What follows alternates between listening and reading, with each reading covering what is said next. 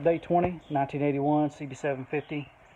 Did about 9 hours a day, 2 of us, so 18 hours total, and got a lot done, obviously, in that kind of time.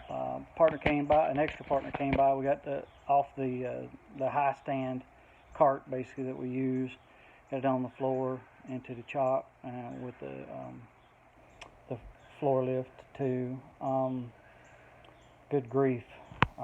Rear tires on, brakes are dialed in, chains on, chains dialed in. Rear wiring is done. Built the mounts for the blinkers. Painted the underneath of the tailpiece and painted the bracket that goes across the tailpiece. All that under there, painted up nice and clean, ready to go.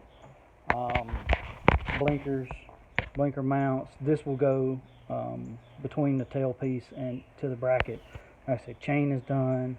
Brakes are money. Brake light switches dialed in. Got the front blinkers just mocked up. Found out we're missing the clip that holds the speedometer cable in at the front wheel. Got the controls on. New throttle cables. New master cylinder here, going with the white gauges. Got to order a tack, same thing. It's going to look really good and clean up here.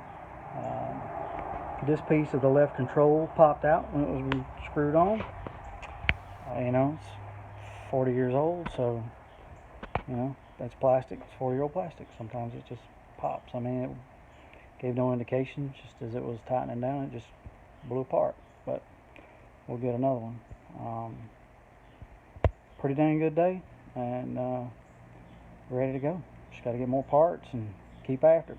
Only thing we could have done today we didn't do is put the carbs on and dial in throttle cables, but save that for another day.